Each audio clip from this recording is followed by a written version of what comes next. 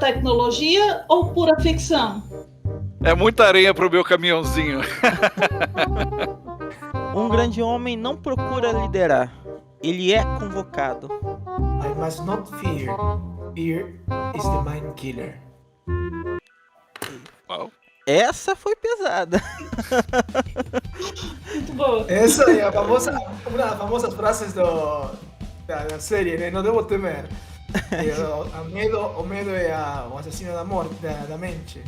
Gostei muito. Perfeitamente. Bom dia, boa tarde, boa noite, galera. Seja bem-vindo a mais um episódio aqui do Hitcom, seu podcast semanal. E hoje com uma presença ilustre, esse que já deu a honra uma vez de aparecer aqui no canal e agora está nos dando a honra novamente. Eduardo Miranda, seja bem-vindo, o nosso pai dos animes. E hoje com um tema bem legal que é o Duna. A gente chegou a fazer um podcast aqui sobre Duna e vimos que o assunto é muito maior do que a gente conseguia discutir aqui sozinho. Então a gente tem que chamar reforço, né? E eu tô aqui novamente com meus amigos Denise e Vitor. E aí, gente, tudo bom? Tudo bem, e você, Elson? Beleza, vou pedir para vocês se apresentarem. Começa, Denise. Então, eu sou Denise, do canal Cine Série Play. Toda semana tem várias novidades lá no Instagram sobre cinema e séries. É isso aí, Eduardo, se quiser falar alguma coisa. Olá, eu sou o Eduardo Miranda, conhecido pelos fãs como pai dos animes do Brasil, pelos trabalhos que fiz na Rede Manchete, principalmente colocando Cavaleiros do Zodíaco 1994 no ar. Hoje em dia apresento o Projeto Cinevisão, que é um canal no YouTube, um canal de crítica de cinema, nerd, geek, otaku, pop, quem quer que você seja, vai ser muito bem-vindo lá. Por favor, dê uma visitada, não deixe de dar uma olhada no Instagram também, @Projeto Cinevisão, para saber sempre o que está rolando lá no canal. Sejam bem-vindos desde já. Por sinal, um excelente canal com lives Obrigado. incríveis. E aliás, espera aí, eu tenho que agradecer a vocês pelo convite. Nossa, eu estou muito honrado, estou muito feliz de estar aqui com vocês. Muito obrigado mesmo. A gente que agradece. A gente que agradece. Vitor, é todo seu espaço. Um prazer encontrar vocês de novo, Denise, Eduardo Miranda, um grande prazer, Elson também. Meu nome é Vitor, como alguns já conhecem, porque já participei em várias lives, já invadi várias lives aqui. E sou argentino, não tenho que ajustar aqui o volume, é meu sotaque mesmo, não tem nada de errado. Morei 2 anos no Brasil, sou casado com uma brasileira, tenho uma página que é Cine que nos mira, que quer dizer cinema que olha pra gente. Comecei a seguir, aliás, há 1 hora atrás, seu Instagram, e já estava seguindo, Eduardo, o seu YouTube. Obrigado. Eu estudei comunicação social, licenciatura em comunicação social, e sou um apaixonado em cinema. Atuei e dirigi em curtas e amo também o cinema, especialmente o sci-fi. Depois eu vou querer ver, hein? Boa, vou te mandar um par. É isso aí. Esse aí é o nosso amigo importado, né? Veio de longe esse. É o correspondente internacional. É o nosso... Exatamente. Eu sou o amigo Xing Ling. Ele ficava aqui do lado, aí resolveu ir para bem longe. Foi pra terra dos cangurus. Exatamente. Sim. Então, gente, como eu tinha falado anteriormente, a gente chegou a fazer uma live sobre Duna, né? Conversamos bastante e dando uma olhada novamente no filme, tive a oportunidade de assistir pela 3ª vez, né? Uau. Eu sou muito fã de Duna, eu adoro Duna, né? Leu os livros? Li. Menos os últimos que eu não consegui ler, os livros que foram a partir do filho dele. Eu não gostei da leitura. Eu sinto muito. Todo mundo diz que não são tão bons, né? Muita gente diz que não são tão bons quanto... Ele se perde um pouco. Não é que ele seja ruim. O filho tentou pegar a onda e não conseguiu. Exato. Então fiquem com a primeira trilogia mesmo, que é excelente e já resolve todo o problema. Então, vendo o filme novamente, depois que passou a emoção de finalmente você ver uma adaptação do Frank Herbert de verdade, digna, né? A gente começa a analisar mais criticamente o filme, os aspectos, o que ele acertou, o que ele errou. Então isso fica agora no nosso podcast pra gente conversar um pouquinho o que cada um achou do filme, o que cada um depois dessa releitura, dessa nova visão, depois de e as referências. Eu queria começar aqui primeiro com o Vitor, porque ele é um cara que ele teve uma crítica bem maneira, eu gostei do que ele tá falando sobre o filme. Eu queria começar por ele. Vitor, o que você achou? Então, eu já tinha assistido aquela vez antes da live nossa, por mídias alternativas, vamos dizer, porque aqui na Austrália chegou agora, 12 de dezembro, não sei por que demorou tanto. No Ocidente aí chegou em outubro, acho que foi, né? E tipo, aqui somente agora, o dia 6, conseguir assistir no IMAX. E o filme ganha no mínimo meio ponto a mais. Ou um ponto a mais, é muito melhor em IMAX, ou pelo menos em qualquer cinema, porque já na tela maior, melhor som. São várias coisas. Eu acho que poderia resumir dizendo que visualmente, audiovisualmente, é impressionante, é magnífico, e na narrativa eu senti como que era o mais minimalista possível. Era um filme que tenta que, tipo, por exemplo, a música não seja, tipo, por exemplo, John Williams, que eu acho esse compositor John Williams, compositor de trilhas de Star Wars, Jurassic Park, Superman, Indiana Jones, todas famosíssimas, tem um jeito de fazer trilhas que como que é operético, sinfônico, que como que te vai marcando, ok, tem que sentir isto agora. E eu adoro, está tudo bem, só que Hans Zimmer, que eu tive a sorte e a honra de assistir ele ao vivo em 2017 em Melbourne, era quando eu fui assistir, igual que agora também, tipo, eu estava com uma ex e era tipo chorar trilha após outra da emoção, porque essas músicas ele transmitem a essência da emoção que essa cena quer te passar, é uma coisa muito, muito incrível.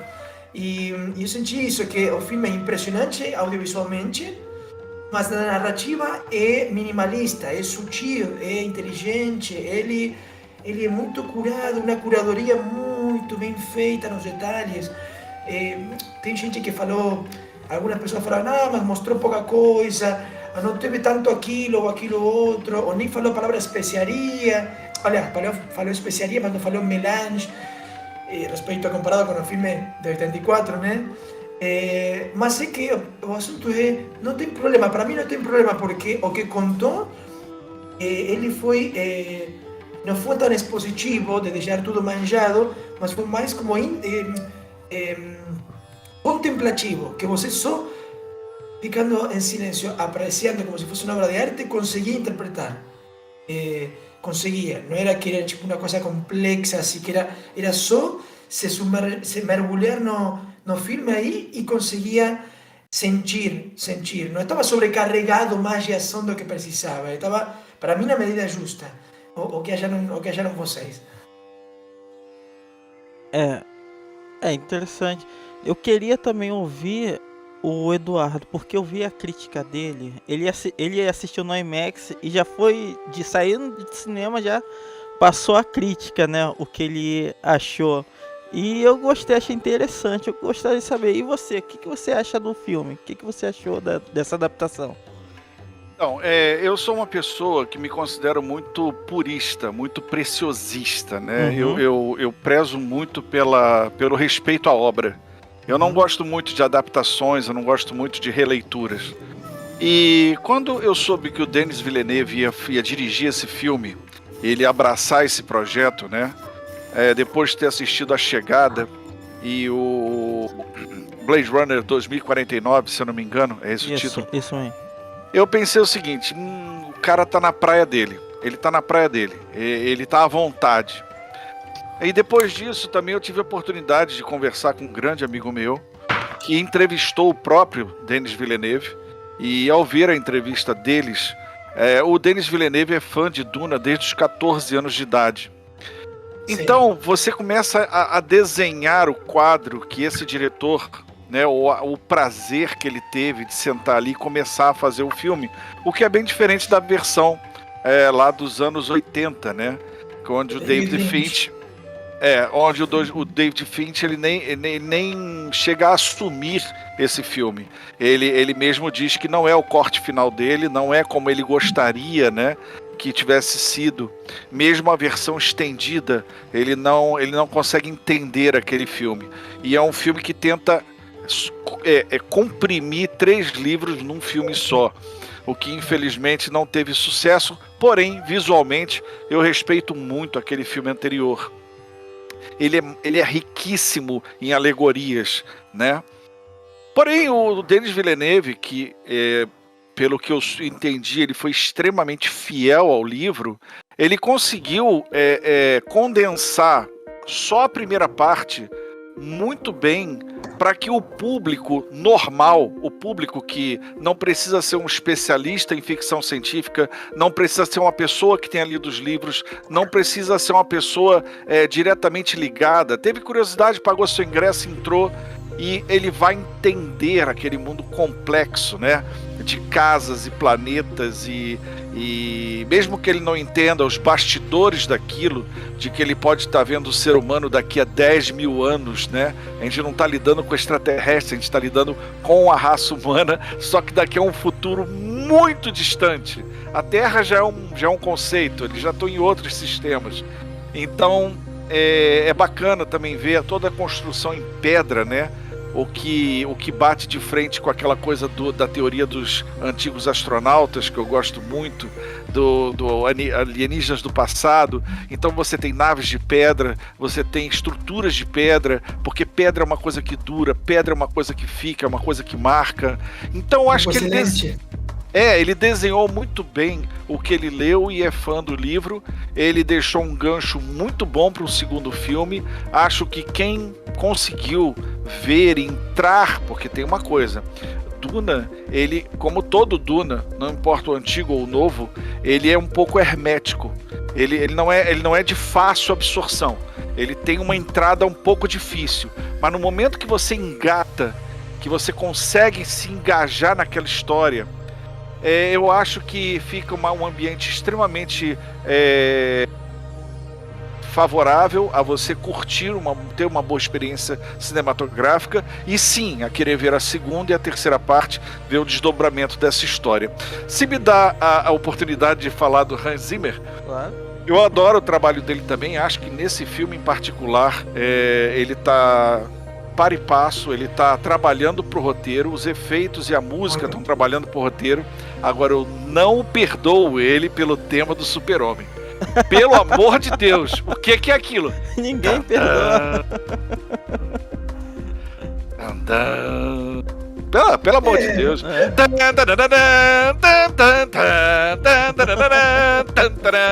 Não dá, cara, não dá pra comparar. A música fala Superman. Aí me veio o Hans Zimmer com que assim, Hans Zimmer é minimalista. Já é quase assinatura. E ele pegou na real. É engraçado, peraí, Vitor. Aí ele vem com a Mulher Maravilha. Com um baita de um tema maravilhoso. Eu não entendo o problema dele com o Super-Homem. E o do Batman é uma coisa insípida, não apareceu. O do Batman ele nem conseguiu produzir algo que é válido. Mas, sim, eu acho que para Duna ele teve um bom ambiente. Ele conseguiu ambientar bem o filme. Mas você diz que para Batman, mas peraí, para Batman, da saga de trilogia de Nolan, ele fez umas trilhas excelentes? Não. Falando assim, pro Batman versus Superman, a origem da justiça, ele nem conseguiu produzir. Ele conseguiu produzir pra Mulher Maravilha um tema. Isso foi maravilhoso. Mas pro Batman ele não consegue. O Danny Elfman ainda é a referência. É verdade, nesse filme não. Mas para mim as trilhas de Hans Zimmer, sim, são lindas. Ele é um dos grandes. Ele é um dos grandes, não se pode negar. Mas quando ele tentou molhar o pé no lugar do John Williams e do Danny Elfman, ele só conseguiu na Mulher Maravilha. Mulher Maravilha, todo o meu respeito, ele consegue realmente. Desculpa, foi só uma parte do mas é interessante falar isso. Uma coisa breve que queria dizer sobre isso é que ele é tão minimalista de tentar fazer com a mínima quantidade de notas possíveis, fazer unos tons parecidos que o tanto de Superman de John Williams quanto a trilha de Danny Elfman, que amo também, de Batman de minha infância, né? o de 89 y 92, con ambos, él pegó, si você pega como si fuese o refrán, vamos a decir, pegó las notas básicas de ambos temas y está en la música principal de él. Tipo cuando él faz...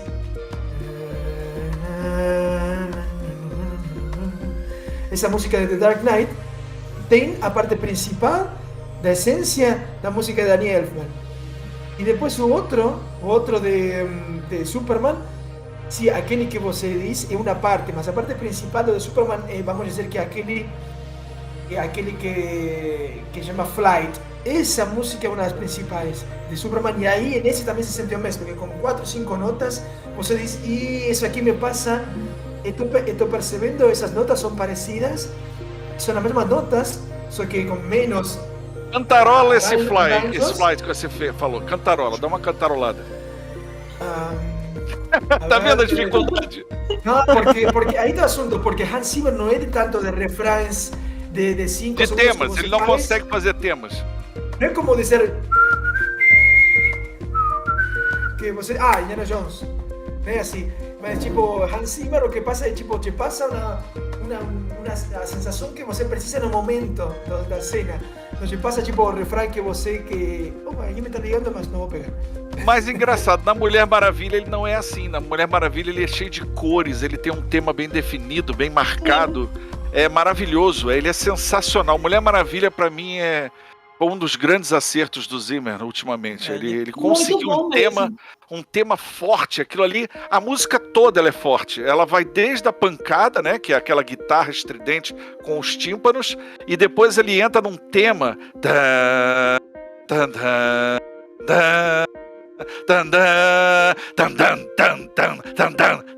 aí entra a guitarra rasgando.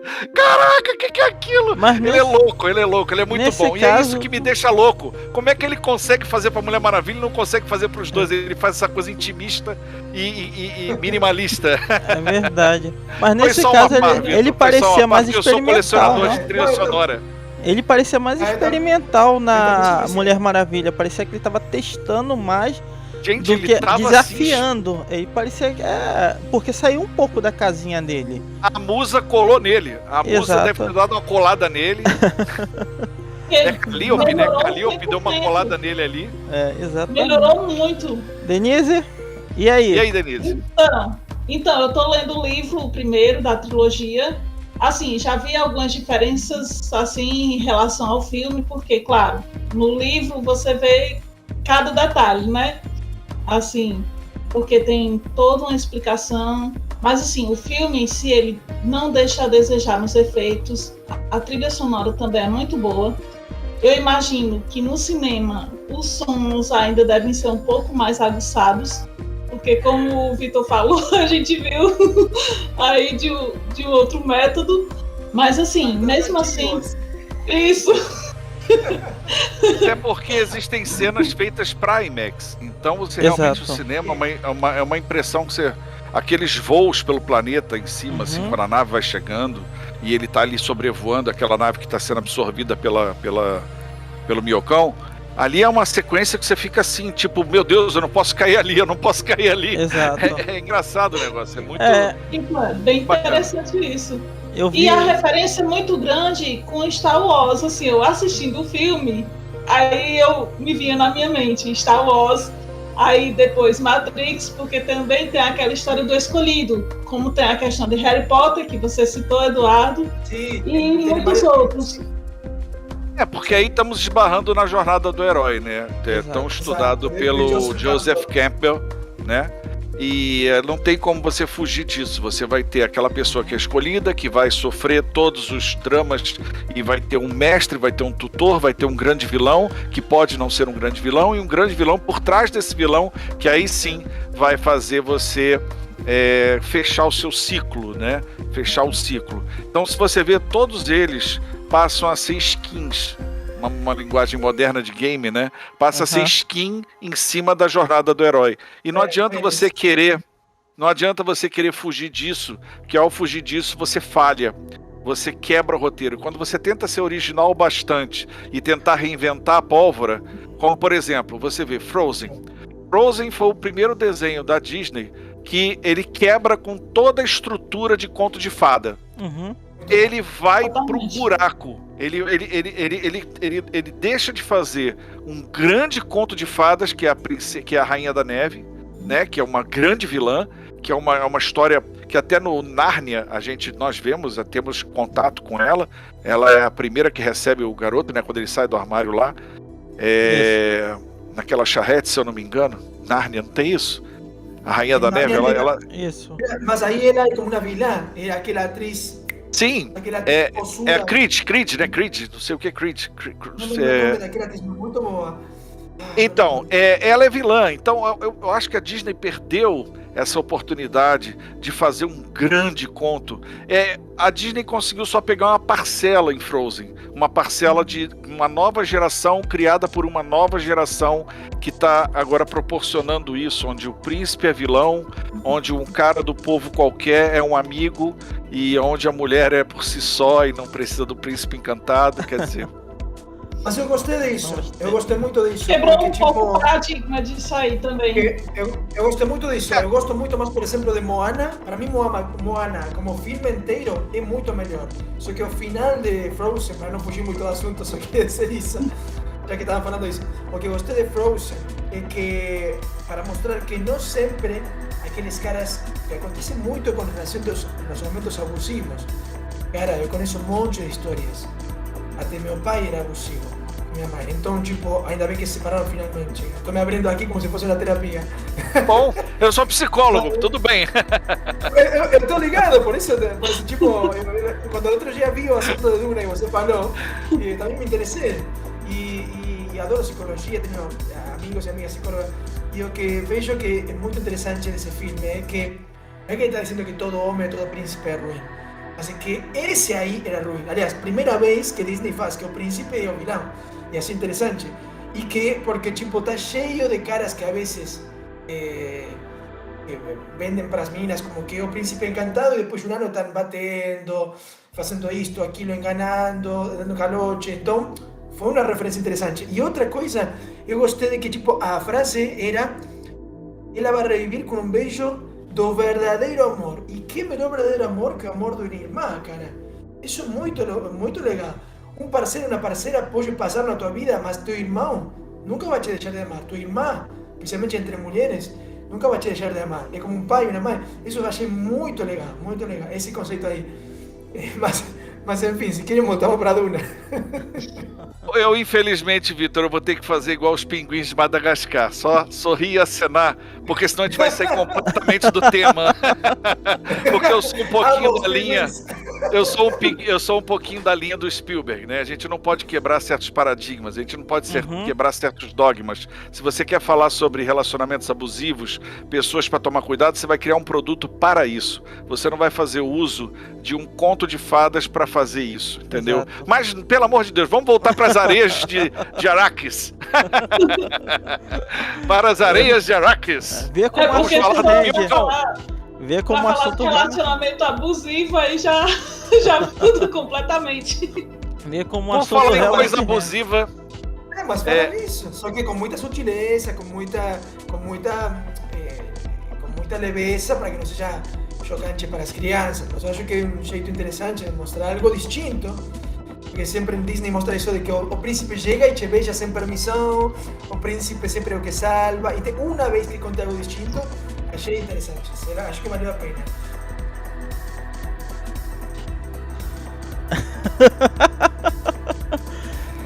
Então vamos voltar pro assunto. Não é isso, Vitor, olha só. Eu não posso entrar nesse assunto, senão acabou nosso podcast. Porque eu acho o seguinte, vamos lá, já que você está falando, né? Eu acho que se é para uma utilidade pública, vamos fazer um desenho sobre isso, literalmente sobre isso. Não vamos tentar pegar contos de fada. O mundo está muito factual. As pessoas morrem na sua frente. A crueldade, a violência está em cada esquina. A criança não está sendo poupada em nada. Então ela não tem que ser poupada através de um conto de fadas para se abordar um tema. O tema pode ser abordado cru ir direto para a criança. Você não tem que se aproveitar como um parasita dentro de arquétipos e coisas fofinhas para botar uma questão, botar um tema. Você é direto na tua intenção. Você entende? A crítica de roteiro tá nisso. Eu acho que sim, o príncipe beija a princesa, existe o príncipe encantado, porque se não houver isso, acabou a esperança, acabou aquela coisa do vilão. Você tem que ter um vilão claro, você tem que ter bem e mal, yin e yang, preto e branco, porque senão o roteiro não funciona. Senão a coisa começa a se dissolver dentro da própria deformidade. E é isso que o Spielberg tanto alertou o mercado, porque e se você não tem o mal, como é que você vai fazer o bem triunfar? Não... Mas aí que está, voltando a Duna, tanto em muitas histórias como Star Wars, que eu amo e acho que você também. Tanto um pouquinho. Tanto en Star Wars como Duna, que foi uma das inspirações de George Lucas, como disse um entrevistador de um vídeo que recomendo para todos vocês, que se chama A Mitologia de Star Wars, excelente, que está en YouTube, entrevistando a George Lucas depois do episódio 2 de 2002. Ele diz, no universo de Star Wars, the good guys are good guys, os bons são bons, e os maus são completamente maus, porque aí está o assunto. E acho que cada vez evolui mais nesse sentido o cinema e as séries. Toda a vida, a maioria das séries e filmes falou do bem puro e o mal puro. Desculpa. Eu acho que é muito interessante como Duna é uma das primeiras grandes histórias que falou de uma visão menos maniqueísta e absolutista do bem puro e o mal puro. Porque, por exemplo, Paul Atreides, eu não li o livro, mas já li algo da história e ele não é um herói puro, não vai virar um herói puro. Então aí que está, mas também não é um vilão puro. É tipo Darth Vader. Darth Vader é o exemplo perfeito. Anakin Skywalker, ele tinha dentro de si o bem e o mal. Umas escolhas erradas, como na vida mesma, levaram ele para o mau caminho. Mas como dizia o filho, ele sentia que tinha algo de bom ainda. Então teve a redenção no final. Eu acho que a filosofia oriental é muito mais desse sentido. Tipo, de que não existe um bem puro e um mal puro. Todo é como yin e yang, que você falou muito bem. Todo bom tem algo de ruim. Não existe uma pessoa perfeita. Todo ruim tem algo de bom. Não existe uma pessoa totalmente ruim.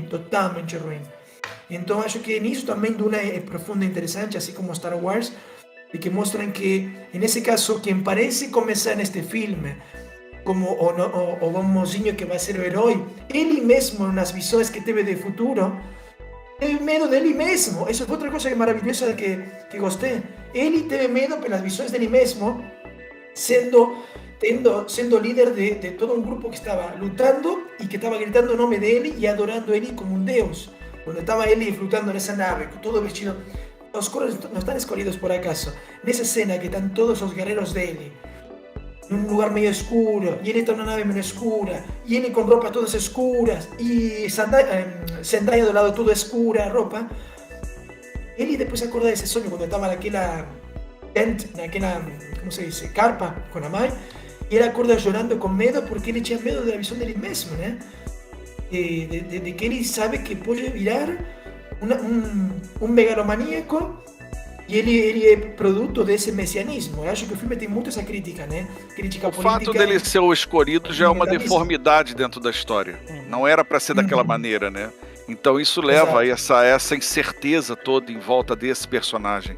É muito bacana, é muito complexo, e é por isso que eu também acho bonito o trabalho de roteiro, porque ele conseguiu destrinchar isso um pouquinho para que outras pessoas tivessem acesso a essa visão que o Vitor muito bem está colocando aqui. Então, assim, teve aquela parte que ele bota a mão, além das visões, como o Vitor já citou, mas aquela parte que ele bota a mão na caixa, né? Que ele é muito forte, que se ele tirar, ele corre risco de morrer, ele tá todo o tempo ameaçado ali, que se ele tirar a mão ou se ele fizer qualquer coisa, ele tá condenado ali de qualquer jeito. E no final das contas, quem acaba morrendo é o pai dele. Verdade. De certa forma, e já conta, de certa forma, com as visões também que ele já vinha tendo no decorrer do filme. Isso aí eu achei bem interessante, porque eles destrincham com muita maestria essa parte aí de todo o decorrer, porque ele mostra nas visões dele depois como vai ser no futuro. Claro que bem detalhado. Esse tipo de filme talvez não seja para todo mundo também, porque tem aquela questão que é um pouco lenta também. Então a pessoa tem que ter um pouco de senso crítico, digamos assim, também para ver e também observar as referências, eu acho. A pessoa tem que entrar na brincadeira. No momento que você absorve, se você conseguir passar a barreira de ondas desse filme ou as dunas de areia, você vai estar num ambiente ótimo, maravilhoso. A ponto de você ver o Paul Dameron, que faz o papel do pai dele lá, né, o ator, dizendo assim, o meu sonho era ser piloto. Eu achei ótimo aquilo. Isso! Exatamente! Quando ele fala isso, foi um pisco de olho para... Adorei. Um pisco de olho para Star Wars, que ele é um grande piloto, muito legal. Achei um barato isso. Porque assim, se você não entra no hype lá do filme, você não consegue acompanhar o mau desenvolvimento. Até porque ali é só uma pequena parte, né? Ali só o desenvolvimento do personagem. Exatamente. Você tem que entrar na brincadeira. Se você não entrar na brincadeira, se você viu os 20 primeiros minutos, que são cruciais para um filme, a gente aprende em televisão, né? Que eu muito tempo trabalhei na Manchete, na TV Globo, como programador de filmes. E a gente aprende que é crucial os 20 primeiros minutos. Se o filme não funciona em 20 minutos, se não há a grande virada, a primeira virada em 20 minutos, adeus, um abraço. E você pode botar isso no relógio, você vai ver, entre 20 e 25 minutos acontece alguma coisa. Entre 19 e 25 minutos vai acontecer alguma coisa. Então, se ele for bem sucedido nisso, ele fez a pessoa passar a fronteira e comprar a brincadeira. Porque se a pessoa cruza o bração, se cruzar o bração...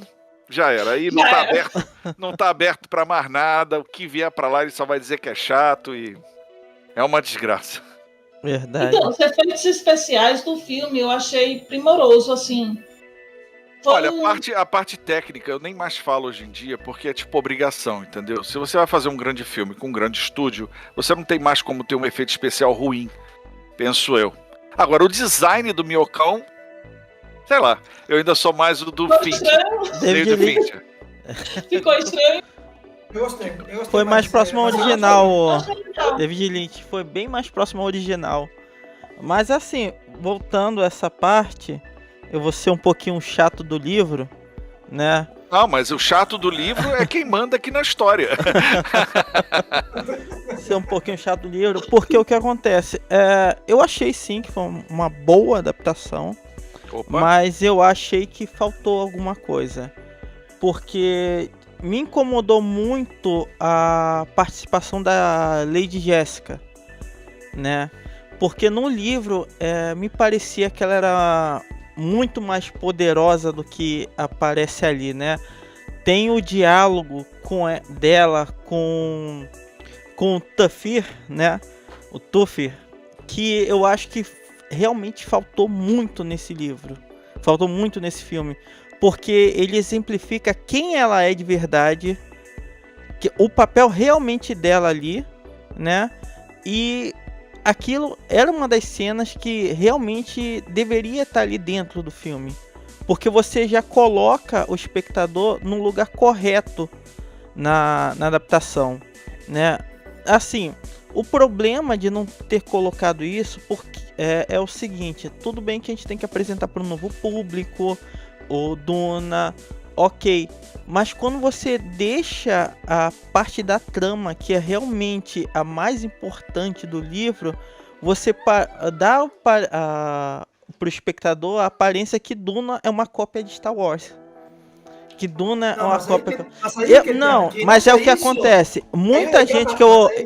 Calma agora, porque é como que eu diga, eu acho que Moisés é uma cópia de Jesus. Não, mas olha só, a gente tá falando aqui. Mas presta atenção, a gente tá falando aqui, quem tá falando aqui nessa live são pessoas que são acostumadas com cinema. São pessoas que buscam informação, são pessoas que leem, são pessoas que sabem que teve uma obra ali por trás, que já tem uma coisa de décadas. Pro cara que começou agora, que ele viu, Duna, mas uma ficção, vou lá no cinema assistir, ele passou essa impressão. Tanto passou que alguns conhecidos meus que não conheciam a obra original foi a primeira coisa que falou. Pode ser que não pareça nada com Star Wars, mas se você for ver algumas críticas de pessoas que não conhecem, até gente que tem canal grande de cinema, falou algumas besteiras sobre muita referência. Exato. Só que mas o que acontece? Infelizmente, isso aí falar besteira, isso é o que mais tem. Exato, mas infelizmente essas pessoas arrastam pessoas. Tem gente que nem crítico de cinema aí tá querendo dar uma de crítico aí que fica complicado. Vamos abafar o caso, mas um exemplo claro.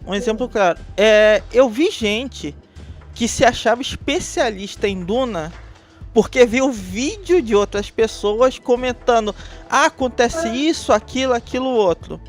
Então, para algumas pessoas, apesar de tudo, realmente tem gente que pensa que Duna é uma cópia de outros filmes, é uma referência de outros filmes, que quando na verdade a gente vê que foi o contrário. Eu ainda digo o seguinte, pode parecer meio ruim, mas eu digo o seguinte: quando o Duna recebeu o título de a obra inadaptável, né? Naquela época não foi à toa, mas hoje ela também não pode ser adaptada 100%. Acho que faltou algumas coisas ali. Ele só foi metade do primeiro livro, falta muito ainda. Não, mas esse é o problema. A metade que ele que ele fez, que ele adaptou, que foi até a morte do Duque Leto, já no livro já conta tudo o que acontece. Você já percebe tudo que está acontecendo ali ao seu redor. É claro, tem personagens que ficaram muito melhores no cinema, né? Eu acho que o próprio Duque Leto, eu acho que ele ficou muito melhor ali. Eu esqueci o nome do ator agora. É o Oscar Isaac, né? Oscar Isaac. Eu acho que ele entregou muito bem o papel. Eu acho que eu vi mais ele ali do que no livro. Mas a Lady Jessica me incomodou muito. Eu costumo, sempre nas minhas críticas, alertar as pessoas para uma coisa chamada que é a linguagem de mídia. Cada mídia tem a sua linguagem. E, claro, a pessoa que lê um livro, nunca nenhum filme vai superar o que ela criou na sua cabeça. Exato, em matéria de casting, em matéria de cenários, em matéria de criaturas, creature shop, em matéria de trilha sonora, em matéria de efeitos especiais, nada vai ser tão bom quanto aquilo que você leu. Tubarão falhou, Exorcista falhou, coisas enormes assim. Todo mundo que leu o livro olhou e falou assim: mas o livro é muito melhor, né? E infelizmente, muita gente critica muitos, mas... Por exemplo, vamos no exemplo mais clássico. O Kubrick leu o Iluminado e fez a versão dele. Dane-se o Stephen King. Eu vou fazer o que eu gosto. Que por sinal criticou a adaptação. E fez um filmaço. Stephen King? Exato. O filme é um filmaço, mas Stephen King odiou. Até hoje até hoje ele fez o Dr. Sono pra destruir o Iluminado do Kubrick. Porque o Dr. Sono, se fosse justo, teria o visual da série de televisão que ele produziu. E não teria o visual do cinema do Kubrick. Ele foi canalha. Ele foi baixo, ele jogou baixo o Stephen King. Então, Elcio, pra gente não se perder um pouco aqui no assunto, eu acho o seguinte: o Villeneuve, ele teve que optar. Ele teve que fazer difíceis opções. O que ele tinha na cabeça era: eu não posso fazer esse filme não render.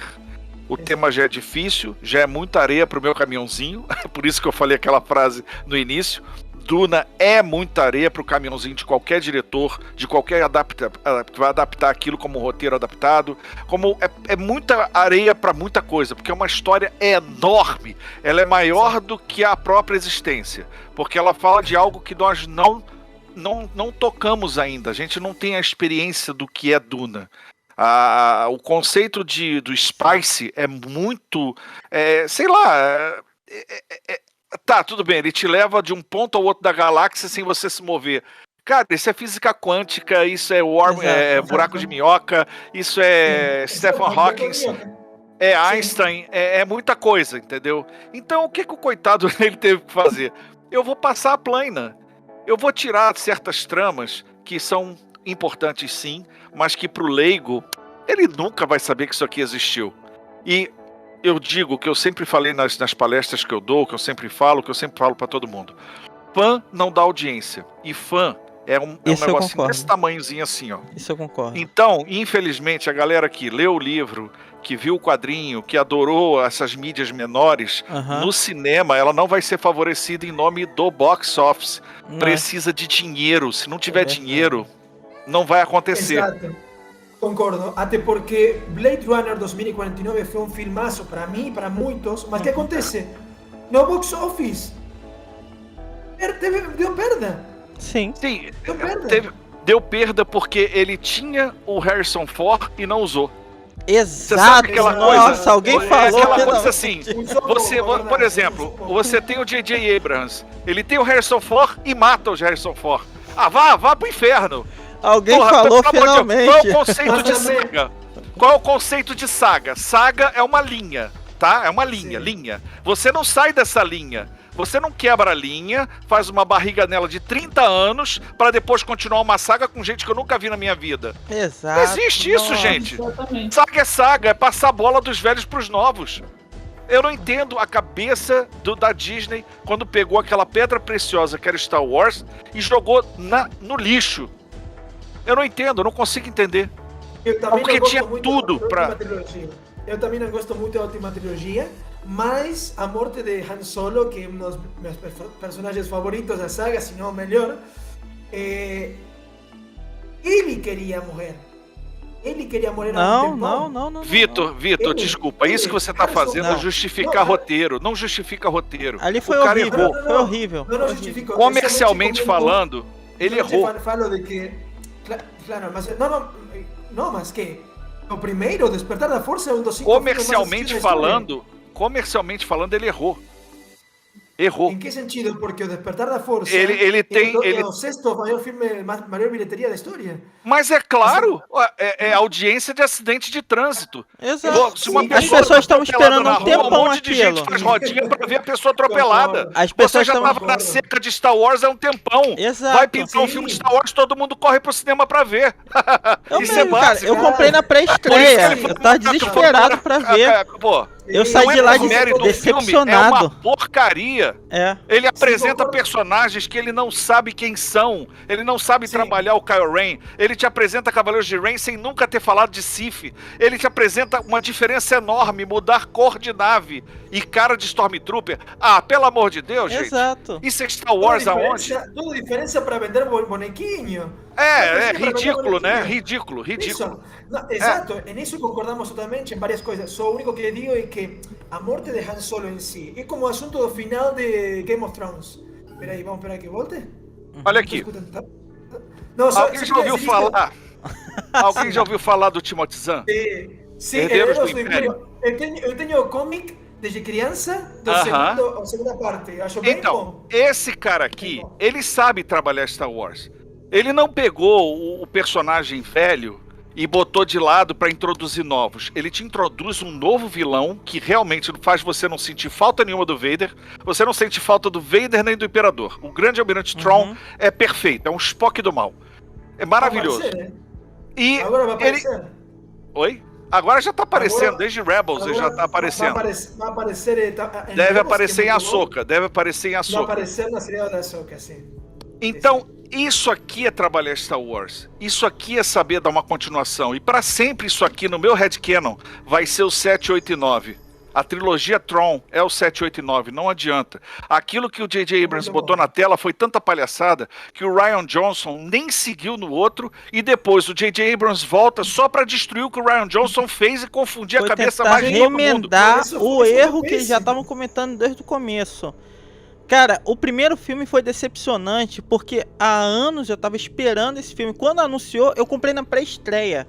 Eu nem vi o trailer direito, eu só queria assistir. Quando eu assisti lá, assisti na frente Eu e chorei vi. com O trailer, filme cara. foi Eu chorei com o decepcionante. Eu segundo não aguentei trailer. 10 minutos. 10 minutos do filme e falei, o que eu tô assistindo?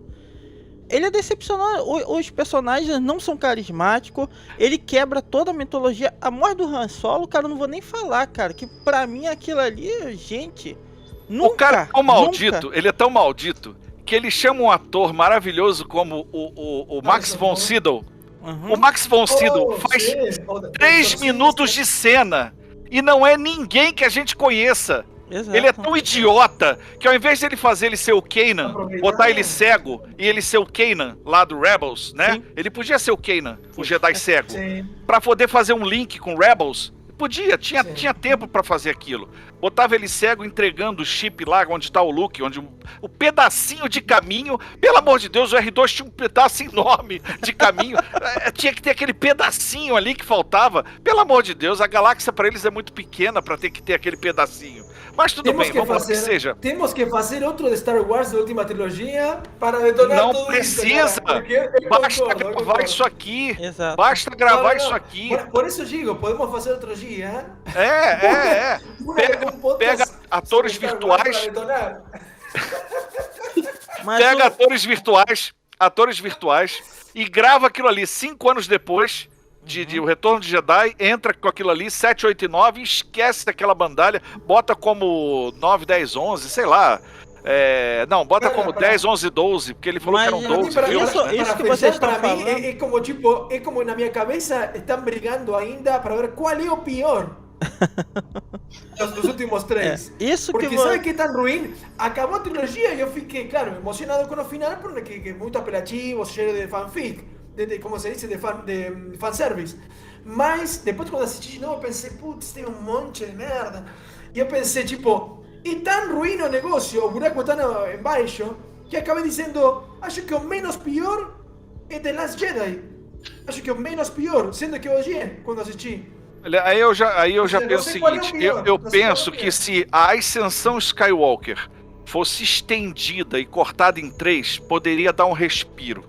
A gente falaria no primeiro episódio um pouco mais sobre os Siths, a gente entenderia no segundo episódio que por algum evento o Imperador tá vivo, porque aí a gente bate de frente com o quadrinho Dark Empire, onde ele tem uma porrada de clone, o Imperador, tudo bem, podemos entrar nessa brincadeira, né, tá dentro dos quadrinhos, isso aqui torna aquilo ali canônico e vamos embarcar nessa. E aí a gente no 3 desenvolve o que foi o que nós vimos na tela. Tudo bem, aí dá pra você entender alguma coisa. O início do nono, o Kylo Ren indo furioso, matando aquela galera, pegando aquele negócio, chegando pra ver o Imperador, aquilo é o que todo mundo queria ver no cinema. Aquilo ali é antológico, mas só que o preparo daquele personagem é de um cara mimado, é um cara que quando fica com raivinha quebra a nave com sabre. Tinha meme sobre isso, isso. Entendeu? É muito bom, muito Mas bom. é interessante. É uma pena. É interessante isso, porque ele também entra um pouco nesse tema que a gente tá falando, Duna, pelo seguinte, é quando existe... puxa pro Duna, é vou melhor puxar pro Duna. Não, mas é interessantíssimo que, na verdade, iria entrar algo nesse sentido no final. Até vou puxar agora, pelo seguinte... A gente viu o que é a interferência no estúdio, ou coisa, no roteiro final, no produto final. Duna tem uma parte bem no final que é bem polêmica de como termina realmente termina o Paul Atreides, coisa e tal. Uma coisa que eu tenho quase certeza que o estúdio em si não vai adaptar da forma correta ou vai fazer uma releitura disso. Então a gente para e pensa, a pergunta é o quanto isso é prejudicial, porque na verdade eu tô vendo que tudo bem, tem aquela história que fã não rende, fã não paga a obra, tudo bem, mas o quanto pode ser descaracterizada uma obra qualquer. O Star Wars, eu acho que foi um exemplo bem válido, porque o primeiro filme, ele puxou aquela galera todinha que tava órfão, não tinha produto novo. No primeiro filme, tudo bem, deu uma bilheteria absurda, mas o filme foi péssimo, entendeu? O Duna, a gente tá vendo, foi legal a adaptação, foi bacana, ela faltou algumas coisas, mas tudo bem, é relevável. Mas daqui em diante, esse filme vai ser ainda mais aclamado depois. Mas daqui em diante, a gente tem que entender que talvez possa haver uma interferência e descaracterizar um pouco a obra, né? Bem, gente, vamos entender, Duna, na essência, não é um filme de grandes públicos. Sim. Na essência. Exato. Ele não é uma aventura desenfreada, não é uma coisa de louco. Ele tem todo um trabalho de casas, é um Game of Thrones. Sim, um pouco mais por isso que eu acho que caberia melhor numa série. Isso quer dizer, Game of Thrones também mandou um monte de Duna. Essa coisa de corrupção política, legado familiar, um pai tipo... eu amo Game of Thrones. Bebeu aos goles. Lamenté muito esse final ruim. Por isso quando me conectava com o assunto de Han Solo e Duna e o final de Game of Thrones, o próprio Martin falou, eu ainda não escrevi esse final, mas ele revelou há pouco tempo que não queria aquilo. Temporada 4. Ele falou há pouco tempo que ele queria mais uma temporada, que ele não queria aquilo ali. Ele revelou há pouco tempo numa entrevista. Tanto HBO como ele queriam mais tempo para desenvolver melhor, mas o D&D, né, os dois produtores, que também dirigiram alguns episódios, queriam grana rápida e acabar com isso. Mas é aquele negócio, o Duna, eu acho que ele caberia, tudo bem que teve uma série há um tempo atrás, até foi premiada, mas é assim, com as suas ressalvas, mas eu acho que o Duna é uma adaptação que ele cabe muito mais numa série do que num filme. Porque de repente uma série poderia ser melhor. Porque você representar, eu não senti, eu acho que talvez seja um erro meu, mas eu não senti o peso das casas ali. Eu não senti o peso realmente da trama em si. Isso do Fincher é mais bem sucedido. Você sente o peso ali. Quando entra... Duas coisas que eu gosto do filme do Fincher. O David Fincher é o outro, é o de Seven. O David, você disse do... desculpa, David, é o Fincher. David Lynch. Lynch. Eu gosto de duas coisas dele. A representação dos vermes, eu acho que a representação dele tá melhor, tá mais fiel ao livro. E os navegadores. Eu acho muito interessante que ele botou uma importância ali que a gente não ouviu nem de relance. Porque a gente sabe, a especiaria é algo extremamente importante para as viagens, tá lá. Mas ele não explica o como. E isso é contado logo no início, né? Mas aí que tá. Por isso digo que é minimalista. Porque ele explica bem pouquinho ou ele mostra em pequenos detalhes. Então o filme é um convite a você se informar mais deste universo. Não vai te dar todo manjado na boca. Mas estamos em uma época de celulares, de tudo vertiginoso, de que se algo não te impacta em 15 segundos de um Reels, é chato, é muito parado. Mas a gente tá numa época... de cara pseudocinéfilos dizendo, é muito parado. Por quê? Fala, Denise. Porque não tinha explosões. Poxa. Até porque também a questão das obras que são baseadas em livros, eu estou percebendo que antes tinham quase 100% adaptação, alguns anos atrás ainda ia um pouquinho ao pé da letra do livro, né? Isso contando os detalhes, mas agora, com isso tudo que está tendo, várias produções, então, digamos que a gente pega entre 60%, 70%, estourando 75%, para ter uma obra completa, bem detalhada do livro. Porque, por exemplo, eu vi vários filmes baseados em livros e sempre quando eu vejo algum livro, eu já pego logo para ler que é baseado em algum filme, alguma coisa, para mim depois ver. E eu tenho notado isso, que entre 50%, 60% e até 70%, estourando 75%. Não chega nem aos 90%, porque no livro ele é muito mais detalhado, você consegue enlaçar tudo o que tá, e o Duna também é um exemplo disso. No livro, até a parte que eu li também, ele explica muito mais, e o filme é muito minimalista mesmo, como vocês falaram, e assim, deixa você na curiosidade de saber um pouco mais sobre o que é esse universo, e até as referências que tem, como é o caso de Star Wars, como é Matrix, que fala sobre o escolhido, Game of Thrones, e por aí vai.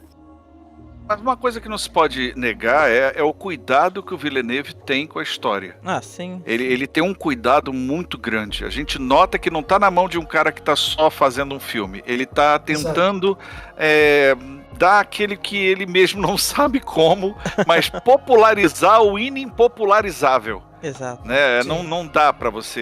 Ele é uma obra rebuscada, ele é uma obra que precisa de entendimento e tempo para contar essa história. Por isso que essa ideia da série de Duna talvez fosse uma coisa mais que tivesse mais tempo para digerir todas essas histórias entremeadas, né, nesse filme. Realmente eu imagino a frustração de quem faz uma imersão no livro, como se você visse só um trailer do que você leu, né? Mas pro leigo é um baita de um filme, é um filmaço, é uma coisa assim impactante mesmo. Mas o fato é que o filme aguça você até a curiosidade de ir atrás de saber o que é aquele universo, ir atrás de outras mídias, até o filme antigo, por exemplo, e muitas outras mídias que a gente pode ir atrás, como é o caso dos livros. Então ele aguça um pouquinho a você querer saber mais sobre o que é aquele universo e entender melhor. Veja o filme, veja o especial, jogue o jogo, leia o livro, faça aquela experiência. Muito interligada. Apesar que eu sinceramente acho que deve aparecer outras mídias um tanto que resumidas de Duna, né? Não necessariamente os caras vão atrás do livro. Porque também, vamos ser sérios, que a gente tá numa onda de informação rápida. E livro não é uma descartável, rápido e descartável. Exatamente. Exato, eso que decía antes. A veces no sempre o rápido é melhor. Não sempre mais é melhor. Esse filme é um resumo disso. Não sempre mais é melhor. Esse filme mostra o menos possível de cada conceito. E Elson vai saber mais porque lê os livros, eu não, mas estive pesquisando o principal dos livros. Então, não precisava dar todos os assuntos agora. Ele deu a entender coisinha, por exemplo, os navegantes. Aquele cara gordinho que vira os olhos e ficam brancos, ele é um navegante. No momento diz, a que distância estamos de tal coisa? 200.000, 470, peraí, vira os olhos. Então tá já falando a gente do não precisa explicar do muito, já irá entender. Isso, como é? Mentats? Como é? Ele é um mentat, ele não é um navegante. Navegante, eles não têm aparência humana. O mentat é o computador ambulante. Isso, os mentats, aqueles que eram como um verme gigante feio, esses eram mentats no filme de... Não, mentat é aquele que ele aparece fazendo a conta. Aparece 2 mentats no filme. Ele e o que fica do lado do Vladimir Harkonnen. Agora eu não lembro o nome dele. Agora não, acho que é o... Outro que não aparece. Deixa eu ver, o Peter alguma coisa. Que aparece 2 mentats, né, no filme. Eles são o que seria as inteligências artificiais que em Duna é proibida. Porque tem uma história atrás da Gerard Butteriana, explica o porquê eles não usam computadores, o porquê. Aí é que eu achei que faltou um pouquinho, que eu acho que isso daria o tom completo do filme. Por que não existem computadores? Entendeu? Porque é tão importante. Exatamente. Porque é tão importante a especiaria. Porque o universo inteiro depende daquele planeta. É claro que o Ebert, ele fez uma referência com petróleo, coisa e tal, a essa busca, né? E essa exploração. Ele fez essa referência, foi até legal.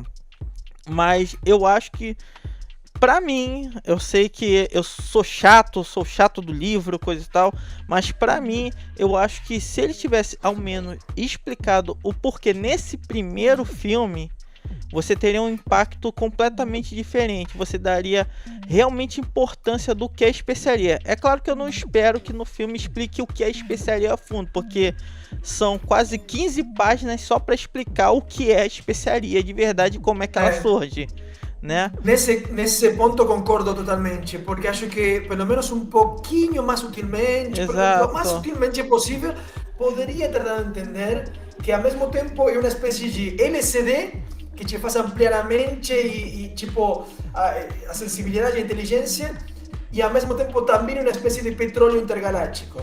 Então, tipo, ele deu a entender parte do assunto do petróleo intergaláctico. Até teve visualmente uma referência a isso quando o Barão Harkonnen está submergido naquele líquido, se curando na tentativa do Leto de matar ele com aquele veneno. Essa cena foi fantástica, foi melhor que o livro, essa cena.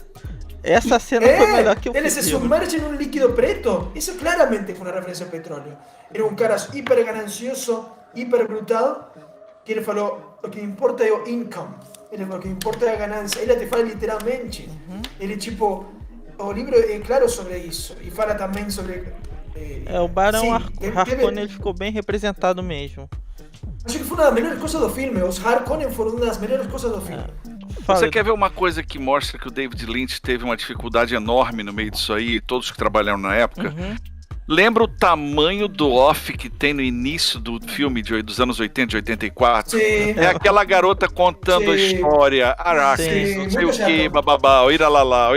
Ela passa ali quase 10 minutos ali te explicando, te contando pra você poder chegar com alguma bagagem pra entender o que é aquilo. Ela não consegue te dar tudo, não. Por isso, Elcio, que eu te falo, tem que ter opção, tem que ter escolha. O cara tem um hall de opções. Ele vai dizer assim, por onde eu vou? Pelo caminho da traça de livro ou pelo caminho do dinheiro do box office da galera que nunca ouviu falar em Duna e que vai começar a aprender comigo o que é Duna? Eu vou para esse lado aqui. A traça do livro, ele vai se alimentar de livro. Ele nunca vai aceitar a minha história. Nunca a minha história vai ser tão boa quanto a que ele tem na cabeça. Então deixa eu falar com a galera leiga. E o cara do livro, se gostar do que eu fiz... ótimo, se não, cara, eu lamento. Eu não vou poder fazer melhor que isso. Porque a indústria, ela é muito... a gente fala da fantasia, né, de tudo. E eu pude lidar nesses tempos todos trabalhando em televisão. Como não tem nada de fantasia quando você programa um filme, um desenho animado, um especial, é tudo dinheiro. Quando você bota um filme que não gera a audiência esperada, você vê ali... nossa, você vê ali 1.200.000 dólares indo por água abaixo numa audiência baixa. Você vê no mínimo por baixo 40 mil dólares, coisa que você não vai ter assim para você jogar fora. Exato. E digamos que o trilho do horário seja 22 de audiência, teu filme dá 8, cara, é dinheiro que tá indo pro ralo e é culpa sua. Na hora que você programou. Então, imagina isso vezes 1000, é o mercado de Hollywood. E eles não estão aí pra brincar, cara. É verdade. E esse filme eu acho interessante que ele... aconteceu uma coisa meio que inédita, porque a continuação dele dependia do primeiro... né, tipo, todo mundo ficou na expectativa que talvez não houvesse o segundo. A gente teve a questão da pandemia que foi utilizada para colocar ali no HBO simultaneamente. Aí teve a briga que aconteceu também com a Viúva Negra, aconteceu com o Godzilla, que ia ser simultâneo, né? Então a gente viveu, acho que a experiência desse filme é completamente diferente do que a gente estaria em tempos normais, né? Se não houvesse a pandemia, se fosse só pela bilheteria, coisa dessa forma. Então a gente viveu assim, uma certa pressão, quem é fã, que mesmo que a obra não tivesse sido boa, o fã vai querer assistir de qualquer forma. E ficou essa pressão de querer assistir realmente uma continuação. Assim, o ponto que eu avalio nisso tudo é que eu ainda acho que seria melhor uma série, e eu ainda acho que esse livro deveria ser em 3 filmes, porque você conseguiria contar, porque ele tem, se eu não me engano, tem 2 plots dentro do primeiro livro que dá margem para você criar 3 filmes simultâneos para isso, que é a partir da Jéssica, que eu ainda bato na tecla que ela é extremamente importante, porque ela tá com o Duque Leto, porque o porquê o Poe é o escolhido, entre aspas, a revelação realmente que quem é ele, né? A descoberta disso tudo, as casas. Então acho que mesmo em 2 filmes, eu acho que ainda vai faltar material. Não que isso reduza o filme. Eu acho que foi excelente e ainda é a melhor adaptação de todas, né? Ainda é a melhor adaptação de todas. O diretor fez um trabalho excepcional, né? Foi incrível ver realmente a Duna de verdade, ver realmente o verme ali ameaçador, né? Eu acho que a primeira luta do povo, eu acho que foi fantástica, Eu esqueço o nome desse ator. Eu acho esse ator incrível, que faz o Timothée Chalamet. Eu achei incrível a atuação dele. Eu gostei de verdade. A luta. Uma atuação contida, muito boa. Exato. É difícil esse tipo de atuação. Exato. Ele é tido como uma grande promessa do cinema, né? Eu vi algumas entrevistas sobre ele falando, realmente, eu achei assim, e eu consegui enxergar o Paul Atreides ali, né? Um jovem que tá perdido, a parte que ele se desespera, chora, que eles não entendem o que tá acontecendo ali, né? Eu achei que foi incrível a atuação, acho que se encaixou muito bem ali. Na verdade, a escolha do elenco em si foi perfeita em todos os sentidos. Eu não tenho ali um personagem que eu falo, não, eu acho que esse aqui não era bom. Acho que eu gostei de todos eles. A minha crítica mesmo é que eu acho que faltou um pouco. De todos eles, faltou um pouquinho lá, aquele... Pô, esse cara aqui sempre vai faltar um pouco. Eu acho que isso é a discussão eterna que é interessante, que tem a ver com isso que falava Eduardo. Acho que este filme foi para dissertar. Eu vou mostrar o mais aceitável possível para a maioria do público geral. E depois, se dá certo, porque tenho que fazer que dê certo para ter continuações. Então, se eu fico muito aprofundado num sci-fi muito raiz que nós amamos, ia acontecer parecer com Blade Runner 2049. Um filme cheio de conceitos interessantes que falam sobre discriminação, amor e tecnologia, amor em tempos virtuais cada vez mais artificiais, racismo, escravidão, monte de... Eu acho que Blade Runner 2049, eu amo o primeiro, mas eu acho que ele tem a coragem de expandir o universo muito bem e ainda sendo fiel ao estilo e estética do filme original. Então foi super corajoso. Acho que foi mais corajoso esse filme do que Duna, porque com Duna ele foi mais conteúdo, como falou Eduardo, Denis Villeneuve, para que seja mais aceitável para ter audiência, para ter box office e se assegurar que sim, aí sim depois ia ter uma trilogia e aí sim poderia expandir tudo que a gente quer ver, né?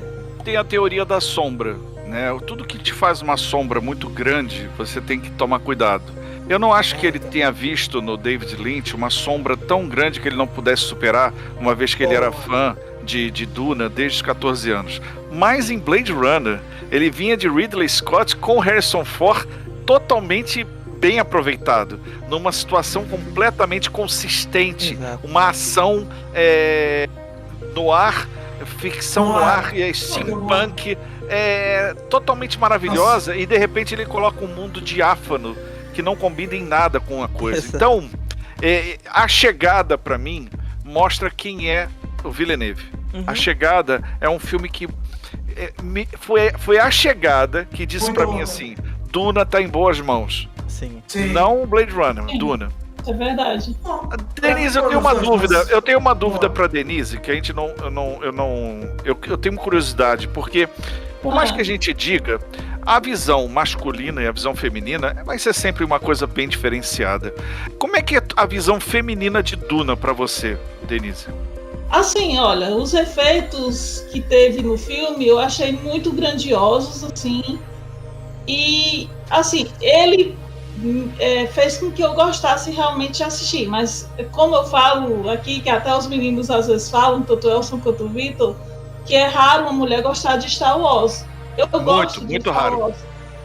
Eu gosto de Star Wars, então você já vê ali, quando comecei a ver, acho que os 10, 15 primeiros minutos, que já mostra aqueles efeitos tipo Star Wars, eu já viajei ali. Mas, Denise, eu faço uma pergunta pra você, assim, os personagens femininos de Duna, você achou bem trabalhado? Foi uma coisa que houve ali um empoderamento, houve uma representatividade? Como é que você enxergou isso em Duna? Então, assim, a questão da Jéssica, que é a mãe do Paul, eu notei que ela é um pouco submissa. Já a questão daquela bruxa lá, que eu esqueci o nome dela, que ela tava lá com o Paul, ela tem um empoderamento maior. Então você começa a ver um pouco disso aí. Já a questão... Será que porque aí que vem uma coisa, será que esse desenvolvimento da Jéssica que o Elson falou não daria um empoderamento maior à Jéssica nesse caso? Exatamente. Mas também ela pode ser submissa ao homem também e até ao filho. Porque se ela já é submissa a outra mulher, então imagina ao marido, ao filho. Também. Legal. Porque assim, não ficou tão claro essa parte, assim, pelo que eu tô lendo o livro, ele me passa essa visão também. Entendi.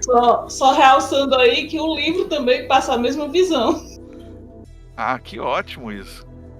Essa Porque assim, é a parte quando que eu você discordo. vê uma coisa na tela, é diferente de você pegar o livro, que às vezes tem um pouco mais de detalhe, mas não, acaba passando a mesma visão. No livro você já passou do filme ou você ainda tá dentro da área do filme? Não, ainda estou dentro da área do filme. Legal. Mas aí passa bem essa sensação assim. Já quando ela chega lá já no finalzinho do filme, que o marido dela já tem morrido, né, e tudo, que eles já vão para aquela parte lá da areia todo, que tem os vermes, aquela coisa toda. Ali também mostra que o filho é quem é um dos líderes, né, que é como se fosse o suposto escolhido, e tem a parte da tribo que tá a Zendaya, que a gente não pode esquecer que ela também é uma força forte também ali. É o empoderamento também. Isso, que a gente não pode esquecer também. É que é muito realçado a parte dela. Também. Aí vamos ver como é que vai ficar o desenrolar do personagem, tanto da Jéssica quanto da Zendaya, na continuação do filme. Pra Você ver sabe se que realmente... pra mim é muito estranho ver o Javier Bardem contido daquela maneira. Eu tô doido pra ver o próximo filme, pra ver ele soltar os bichos da maneira que ele gosta de soltar. Porque ele é um ator venal, né? Ele é um ator que sai daqui the guts, ele sai das entranhas a interpretação dele. E ver ele contido daquela maneira me deu nervoso. Ah! Eu quero ver ele soltar. Exato. Né? Muito Eu acho bom. que no segundo A filme cena... vai... Sim, a cena onde ele chega e se apresenta, acho que foi a melhor dele. É tensa. É tensa, você ainda diz, ele aqui vai dar merda. Vai dar merda. E ele cospe assim, todo mundo, que porra é essa? E aí explica o outro, não. E aí o nosso Aquaman, nosso Khal Drogo aí, fala, não, calma, te agradecemos pela mostra. Ele tá dando o que tem de mais precioso, água. Isso, de tua água. Não sei como foi a frase, tipo, que te agradecemos pela água de teu corpo. E todos fazem o mesmo. Como que aí, olha aí, acho que o filme também tem outras tantas temáticas legais que tocam. Não somente o filme. Isso já lá atrás. Por isso quando alguns dizem, mas me lembra Star Wars, me lembra a Avatar. Esses filmes que se inspiraram em Duna, nos livros de Duna seguramente, esse é o assunto. Uma coisa é dizer, ficou parecido, claro, porque a gente, mais novos, assistimos primeiro Star Wars ou coisa. Não é que copiou, porque é como dizer a água do oceano, como é? O céu copiou da cor da água do oceano. Não, é o contrário, é o reflexo. Entende? O que quero dizer é, tem tantos temas ricos e atuais até o dia de hoje. Já em 64, quando Frank Herbert criou o livro, e ainda são atuais. Corrupção política, fundamentalismo religioso, sempre grandes poderosos de certas religiões no mundo do lado de grandes poderosos para tentar manter eles no poder, fazendo alianças aí para manter eles no poder. E como muitas vezes, como tem uma fala que precisa, ou duas, de Paul, quando diz para mãe, que estão gritando eles? Eles estão dizendo a voz do exterior. É uma palavra, uma frase daqui para dizer o Messias, o enviado. Esse é o mito que eles têm, né? E ele diz, claro, né? O mito que eles foram ensinados a crer isso. Pelas Bene Gesserit, que foram para todos os planetas. Então, até nisso tem uma crítica até atual para o fundamentalismo religioso, né? Para o messianismo, às vezes, forçado.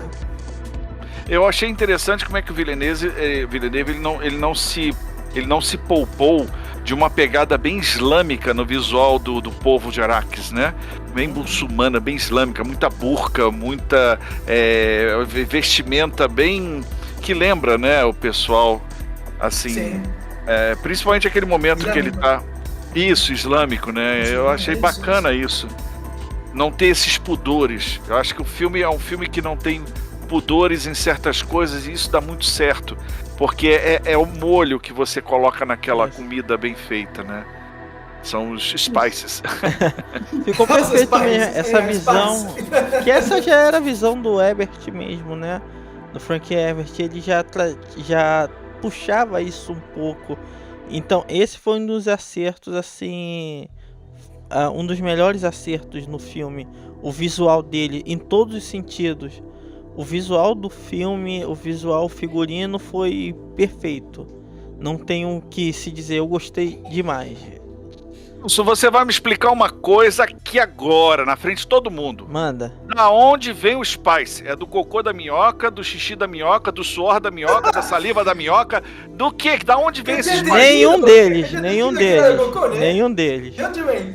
As especiarias, primeiro que tem que saber que a minhoca não é um ser único. A minhoca são vários seres montados, tanto que para destruir ela, você dentro da história do Duna, você precisa atacar várias bombas nucleares para você destruir ela, porque elas são formadas de anéis. Na verdade, é isso que a especiaria a gente pode comparar com o plâncton, né? Ele se alimenta, ele retira a umidade do ar, por isso que a Hax é terrivelmente seca. Então a especiaria tá na areia? Exato. Ela é um ser vivo, a Ah, especiaria. tá na areia? Ela A especiaria é um ser vivo? ao mesmo Pera tempo. aí, Ah, é um ser vivo? você deu um nó na minha cabeça. Sério, ao mesmo tempo que Assim como aquele os vermes se alimentam dela, os vermes são ela. É a formação dos vermes são a especiaria.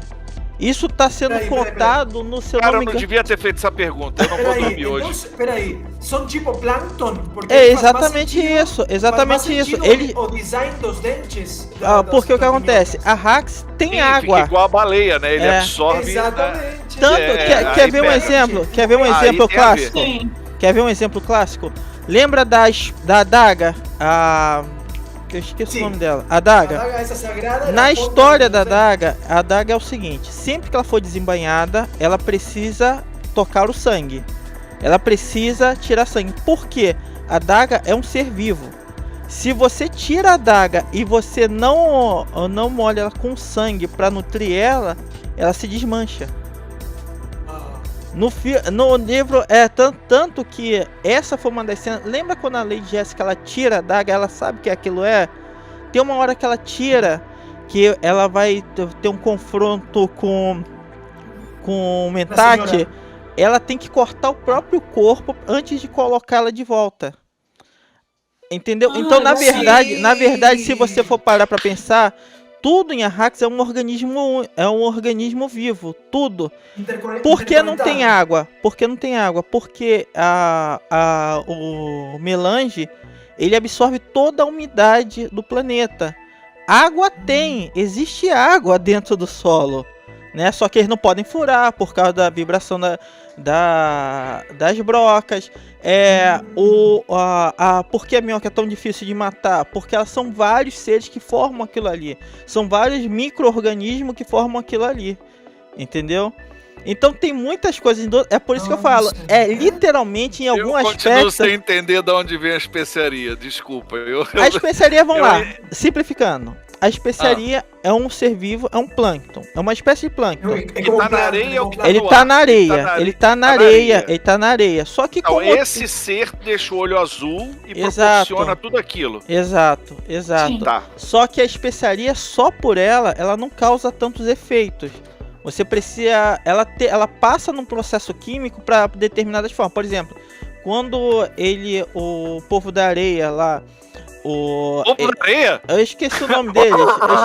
Desculpa, eu sou péssimo com Pô, nome. areia, de Star É, Wars, o- the Sand People. Quando eles usam, eles precisam queimar ela para poder dar os efeitos alucinógenos.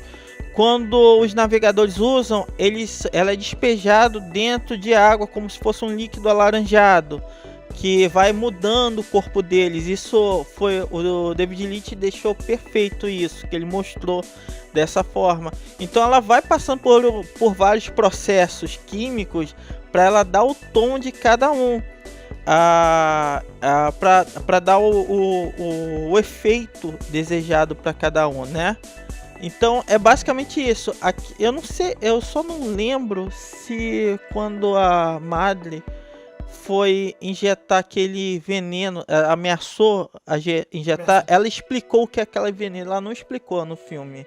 Ela explicou que era, ela falou um nome. Ela falou um nome, porque eu tenho aqui fresco na cabeça, porque assisti agora há pouco, há 2 dias.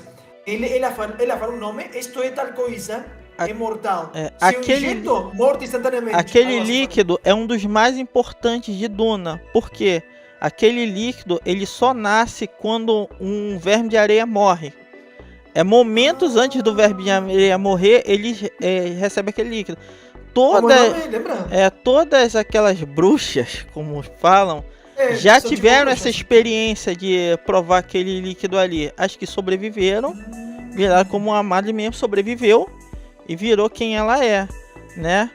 Então tem muitas assim pequenas coisas em Duna que não podem ser explicadas em filme, que realmente você vai ter que recorrer a livro para entender, né? Mas isso é interessante. Isso é como falava, isso aqui me lembrou de lo que falava o escritor argentino Jorge Luis Borges, né? Em português se pronunciaria Jorge Luis Borges. Ele falava, tipo, porque ele fazia muita referência à mitologia grega, como na história, ele fazia histórias fantásticas curtas, a maioria, né? Também fez o grande livro O Aleph. E ele tem uma que chama A Casa de Asterion. Não posso dizer referência a que coisa da mitologia grega é, porque senão seria spoiler. Mas a questão é que ele diz, quando você acaba o livro, ele pelas obras na geral dele, ele diz: não é que você, se não sabe de mitologia grega, não vai entender minhas obras, mas se souber e gostar, vai curtir mais ainda. É como um plus, é como um plus, é como uma coisa extra. Exato. Então aqui acontece o mesmo. Quem souber tudo isso, curte ainda mais. Exato. E a obra está aqui, é como o básico, e depois nos desperta interesse para pesquisar sobre isso. O que eu falo, na verdade, se a gente for parar para pensar, a forma que Duna está sendo feita realmente é para esse público novo. Esse público novo que tá aqui, que assiste coisa e tal, não é um público tão engajado com a literatura. Oi, eu imagino se o Alejandro Jodorowsky conseguisse adaptar Duna. Aí é que a gente estava ferrado de 18 horas de filme? Muito bem. 18 horas de filme? Essas suas referências aqui. Estava esperando alguém dizer algo. Por isso trouxe a caneca de The Dark Side of the Moon, que Jodorowsky, ele queria que Pink Floyd que faça as trilhas, como fez Hans Zimmer aqui, e também de Dalí, Salvador Dalí, o grande mestre do surrealismo espanhol. Não, mas a cena de Salvador Dalí ia ser péssima, diga-se passagem, né? Diga-se passagem. Ele ia ser o Barão, ele não ia ser o Barão, o Dalí? Não era o Barão, ele ia ser o Barão. Era o Barão? Não, não, porque ele tinha uma cena só de 5 minutos. Ele era o... Então era o Imperador. Eu acho que ele era Imperador. Mas ele queria fazer... Mas ia ser maravilhoso. Ia. Orson Welles acho que ia pode ser. Não. Orson Welles ia ser Orson Welles, ele também queria Orson Welles, né? Lembremos que é o diretor de, para muitos, o melhor filme da história, que é o Cidadão Kane. Talvez não fosse o melhor. Vamos explicar um pouquinho para quem está assistindo a gente quem é o Alejandro, né? Vai lá, Vitor, explica quem é o Alejandro. Ele era um cineasta chileno-francês que tentou fazer uma adaptação em 73. E ele começou a ter tantas ideias revolucionárias e tentar pegar tantas estrelas gigantes como Mick Jagger, Salvador Dalí e Orson Welles, que a produtora falou, e queria filmar, não sei, um lugar assim super difícil, e falou, peraí, não vai dar, vamos cortar aqui, e falou, acabou falando, quer saber, vai tomar, então não deu certo. Eu aconselho a você que está assistindo, assistir um filme chamado High Mountain, para você entender quem é esse cara que a gente está falando aqui. Aí você vai mais ou menos entender o que seria Duna na visão desse cara. Ele é muito doido, estou te falando. A visão dele é muito radical de cinema. É muito experimental, ele experimenta muito. Ele vai longe, ele é totalmente assim... fora da caixa. Uma caixa. Qual foi o primeiro filme dele que projetou? Agora eu tô tentando lembrar, que foi até o que chamou a atenção do... acho que é do Paul McCartney. Não. Que investiu um dinheiro nele. Eu esqueci o nome do primeiro filme dele. É o Topo. É o Topo. Primeiro filme dele topo. que É o topo. que chamou a atenção. Ia ser uma coisa extraordinária. Imagine se ele conseguisse realmente 18 horas de filme, né? Com Salvador Dali. Tá vendo? Ele já sabia que pra Nelson contar a história Wells. de Duna precisava de muito tempo. Aí. Pois É muito louco. Mas, quem sabe, né? Quem sabe. Galera, a gente bateu o nosso tempo, né? Ah, pô, tava tão bom, caramba. Realmente tava muito bom. Eu acho que ainda é um tema que a gente pode explorar muito mais. Principalmente Star Wars também, que a gente deu uma Pô, pitadinha você não aqui. falou nada. Eu tenho um arsenal completo aqui. Não, e antes de a gente fazer... Star Wars desde criança. Eu li várias coisas, eu amo muito. Mas pra lembro Star todos os Wars é um nomes, especial de muito 4 horas, tá? É. Por favor. Sim. Antes de começar, eu falei com o pessoal aqui, eu falei, olha, o Eduardo Miranda talvez seja o maior especialista que eu conheço em Star Wars. No Isso. último podcast, Obrigado. ele deu um show que teve uma hora que eu falei, cara, eu não lembro disso. Eu não conheço isso. Eu simplesmente fiquei aqui observando. Deixei o professor falar, porque realmente foi uma aula. Não, Né? obrigado. Quando Você a é gente muito gentil. quando a gente pensa que a gente sabe realmente de um tema, vem alguém que realmente entende. E eu falo assim, pelo que eu conheço, pela história do Eduardo, ele vive aquilo, ele respira aquilo de verdade. Foi impressionante. Eu nem sou traça de livro, não, porque tem Uhum. tem aquele cara que sabe assim o nome do produtor, do cara do efeito especial, do roteirista. Eu sou aquela pessoa que diz, vale o que tá na tela. Eu não Exato. gosto muito de universo expandido. Aliás, o Timothy Zahn é uma das poucas experiências fora da tela que eu absorvo. Claro, teve Rogue One, que é maravilhoso, né? É tela Rogue One e eu nos amo. mostrou. Aliás, Rogue muito One. bem abordado. Rogue One e Duna tem o mesmo cara de fotografia de Sim, Rogue One. sim. Verdade, verdade. Lembra bastante. Jakku. Lembra muito. Não, Jakku não. Jakku. Jeddah. Jeddah lembra muito. Realmente, o visual é bem parecido. Mas eu Visual, digo assim, eu acho que Star Wars é uma coisa que eu pelo menos vivi minha vida toda, de 12 anos até os 55. Eu uso Star Wars nas minhas referências. Eu tenho os filmes clássicos no celular, eu tenho os filmes clássicos em tudo quanto é lugar. Vejo pra me acalmar, entendeu? Então é uma coisa meio imersiva demais. Exatamente. Então é isso, Pois gente. é. Deixa eu agradecer muito a vocês, principalmente ao Eduardo, por ter cedido seu tempo aqui pra gente. Gente, Foi uma honra. eu que agradeço vocês lembrarem desse velho dinossauro. A minha querida Denise, muito obrigado pelo teu convite. Olha, eu estou muito honrado de estar aqui com vocês. Pessoas que sabem muito de cinema, pessoas que, graças a Deus, sabem discutir, sabem conversar. Porque às vezes a gente toma uma atitude mais inflamada e o pessoal milindra. Isso não é bom, não dá discussão. É bom a gente falar as coisas e rebater, porque é através da discussão que nasce a boa ideia, que nascem os bons conceitos. Então, muito obrigado por vocês serem quem são e faço questão de estar numa próxima vez, se houver, Com que eu certeza. esteja aqui com vocês para a gente falar de qualquer tema que vocês queiram.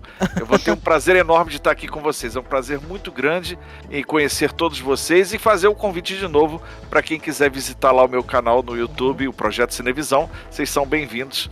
Vai ser um barato estar com vocês lá. Lembrando que o link vai estar aqui na descrição, tá, galera? Por favor, visitem porque realmente vale a pena. Obrigado. Vale É a pena. muito bom mesmo. Denise, Muito bom. faça as honras, Denise. Então, prazer estar com vocês, meninos, e prazer imenso estar com o Eduardo, que a gente veio se falando no decorrer desses dias aí, né, Eduardo? Aliás, me perdoa essa discrepância, né? Acho que vocês podem até cortar essa parte aqui agora. Desculpa essa demora que não pôde ser no domingo, teve que ser, né? Mas é coisa que a gente não controla. Não, sem problema nenhum. Imagina. Mas assim, ó, foi ótimo a sua presença estar aqui. Muito obrigado. E você sabe muita coisa, assim, que a gente precisa também absorver mais um pouco sobre o que você sabe, porque você tem muito a nos engrandecer. Muito obrigado. Agradeço Muito obrigada, Eduardo. Valeu. Vitor, Um grande prazer conversar com vocês. Denise, Elson y a su visita, Eduardo. Seria um prazer fazer uma live com você no meu canal também, tá? Por favor, nossa, pode chamar, fica à vontade. Está mais do que convidado. Realmente um prazer de verdade. E ficaram duas coisinhas pequenas que queria dizer também, conectando Star Wars com Duna. Detalhes de referências. Tatooine, o planeta principal de Star Wars, onde nasceu Anakin e Luke, é totalmente deserto, como Duna. No Retorno do Jedi, o Sarlacc, que é onde jogavam aí tipo para sacrifício, era como quando surge como é o verme de Duna de baixo, tipo uma boca igual assim, o Sarlacc, dentes. É uma homenagem também de Lucas para aí, para coisa. Qual mais? No The Mandalorian, não sei se você assistiu The Mandalorian. O Great Dragon vai igual o minhocão lá pelo meio da areia. Exatamente. Na segunda temporada tem uma minhoca quase igual. The Sand People, que falamos, é uma referência aos Fremen. The Sand People estão nas 3 trilogias. Verdade. Aqueles que fazem... Esses queridos, Povo da areia. Sand People. O povo da areia. E a outra e o personagem, esta menina toda fortuna da Mandalorian, que se chama Cara Dune. Cara Dune, é verdade, Cara Dune.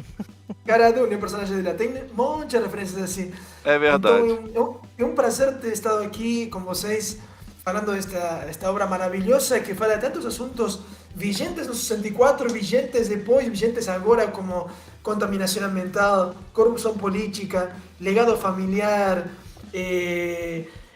desrespeito aos povos indígenas para pegar um recurso natural em troca de nada.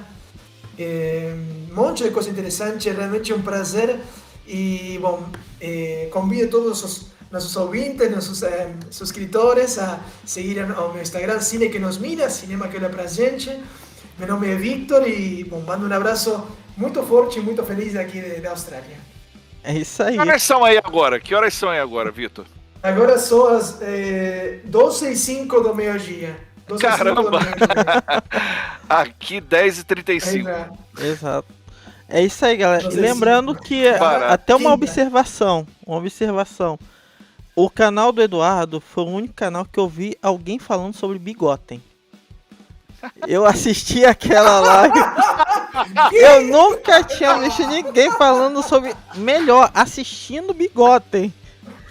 Foi incrível. E Incubus também. Incubus também. Experiência maravilhosa.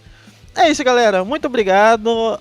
Não deixe de curtir, compartilhar. Lembrando que o link dos canais de todo mundo tá aqui na descrição. É isso aí. Meu muito obrigado e até a próxima. Valeu, gente. Até, gente. Valeu. Valeu, um abraço a todo mundo.